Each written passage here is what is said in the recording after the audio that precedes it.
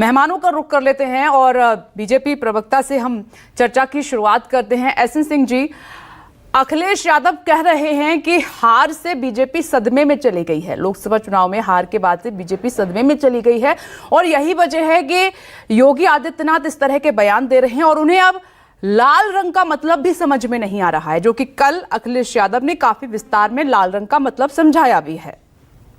बिमला जी, देखिए, अखिलेश यादव जी को समझना चाहिए कि अखिलेश यादव जी के हाथ में जब से उत्तर प्रदेश में समाजवादी पार्टी की कमान आई, लगभग छोटे बड़े 50 चुनाव हुए। विधानसभा के 2 चुनाव हुए, लोकसभा के 2 चुनाव हुए, निकाय और नगर निकाय नगर निगम के लेके 50 चुनाव हुए और सब में समाजवादी पार्टी की बड़ी हार होती है। अखिलेश यादव जी उत्तर प्रदेश से बाहर निकल नहीं पाते हैं, तो अखिलेश यादव जी को लगता है कि अब हम करें क्या। आज पूज्य योगी आदित्यनाथ जी पे उत्तर प्रदेश की जनता ने, विवेक जी, ऐसा भरोसा दिखाया कि उत्तर प्रदेश का तो इतिहास ही बदल गया। 33 साल से लगातार उत्तर प्रदेश में जिसकी सरकार रहती थी वो नहीं चुनी जाती थी। आज जब पूज्य मुख्यमंत्री जी कह रहे हैं कि भैया बटोगे तो कटोगे, तो अखिलेश जी को तकलीफ हो जा रही है। अगर कहा जा रहा है कि इनके काले करनामे राम भक्तों पर गोली चलाने के काले करनामे एक बहन मायावती जी जो बहन भी हैं और जो महिला भी हैं, जो अनुसूचित जाति से भी आती हैं, उनके साथ गेस्ट हाउस जैसा वाला करनामा, एक करनामा सिमी का समर्थन वाला, एक करनामा अपराधियों आतंकवादियों का साथ देने वाला। निश्चित तौर पर ऐसे बहुत सारे काले करनामे हैं।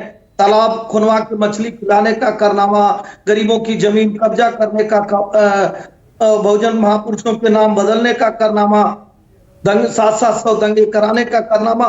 तो इन करनामों को इसलिए याद दिलाया जाता है कि बार बार समाजवादी पार्टी कहती है कि हम ड्राइविंग सीट पे आते हैं तो अच्छा कार्य करते हैं। तो वही योगी आदित्यनाथ जी याद दिलाने का कार्य की, जब जब ड्राइविंग सीट पे समाजवादी पार्टी आई, उन्होंने प्रदेश को लूटने का कार्य किया।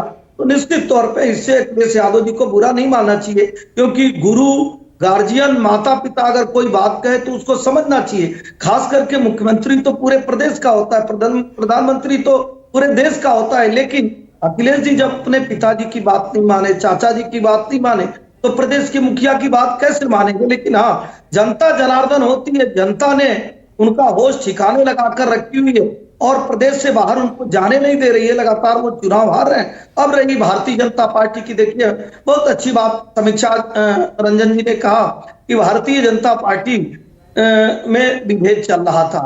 विभेद नहीं चल रहा। लोकतंत्र में अपनी बातों को कहना एक सुंदरता है और उस सुंदरता को स्वीकारना और भी सुंदरता है। हमारे दोनों उप मुख्यमंत्री कहे कि पूज्य योगी आदित्यनाथ जी के नेतृत्व में भारतीय जनता पार्टी सफल सरकार चला रही है। नहीं, संजय निषाद जी ने 10 सीटों पर जहां पर उपचुनाव होना है वहां पर अपने प्रभारी उतार दिए। इसका क्या मतलब है? सहयोगी पार्टी है ना आपकी, तो ये एक टीम वर्क होता है, एक फैसले से काम होता है, इसलिए उन्होंने ये बात कही।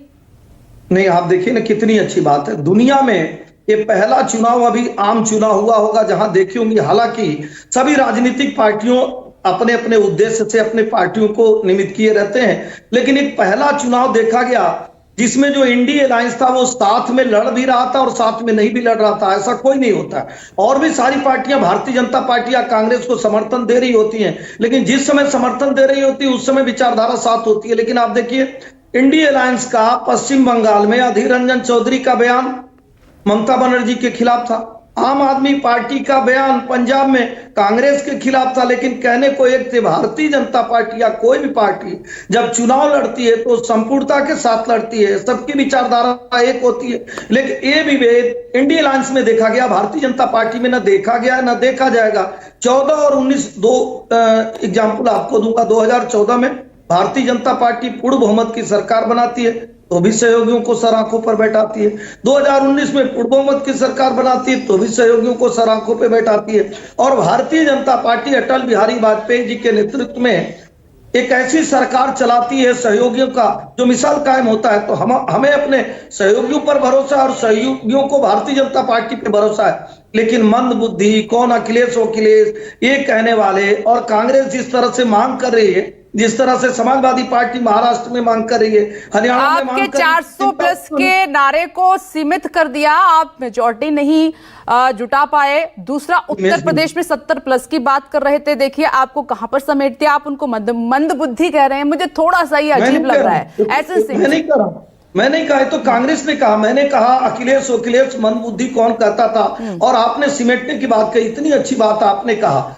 आज भारत के इतिहास में जो भी सरकारें रहती हैं 10 साल बाद तो सर के बल गिर जाती है, पैर ऊपर हो जाता है। लेकिन जनता का तो तहे दिल से शुक्रिया आपके चैनल के माध्यम से कि जनता ने पुनः मोदी जी पर भरोसा दिखाया, पुनः भारतीय जनता पार्टी का सहयोगियों के साथ सरकार बनाया। आप चिंता उस बात की करिए ना, जब 10 साल मनमोहन सिंह की सरकार रहती है तो उनकी कितनी संख्या आती है। 10 साल सरकार रहने के बाद सर्वाधिक मत, दीपक रंजन जी, वोटों की संख्या और सर्वाधिक सांसद अगर किसी के आते हैं तो भारतीय जनता पार्टी के आते हैं।